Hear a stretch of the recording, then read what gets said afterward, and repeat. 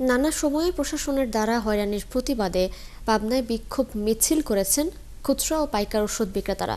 বুধবার শহরের সকল ঔষধের দোকান বন্ধ করে তারা এই বিক্ষোভ মিছিল ও পথসভা করেন। বিক্ষোভকারীরা বলেন, ঔষধ প্রশাসন, জেলা প্রশাসন ও ভোক্তা অধিকারের মাধ্যমে নানা সময়ে অভিযান চালিয়ে আর্থিক জরিমানা ও আমদানিকারকরা কর, হার্বাল, ইউনানি মেডিসিন তুলে নিচ্ছে প্রশাসন। এর মাধ্যমে সাধারণ ব্যবসায়ী ও বিক্রেতারা হয়রানির শিকার হচ্ছেন। তাই প্রশাসনের এই বৈষম্যমূলক আচরণ ও হয়রানি বন্ধের প্রতিবাদে তাদের এই কর্মসূচি। এ সময় তারা জেলায় দায়িত্বরত ড্রাগ সুপারের পদত্যাগ চান এবং দ্রুত এই সমস্যার সমাধানের প্রশাসনের হস্তক্ষেপ কামনা করেন। আর তা না হলে আগামীতে সকল ব্যবসা প্রতিষ্ঠান বন্ধের হুঁশিয়ারি দেন ব্যবসায়ীরা। পথসভা শেষে ব্যবসায়ীরা বিক্ষোভ মিছিল নিয়ে জেলা প্রশাসকের কার্যালয়ে স্মারকলিপি জমা দেন।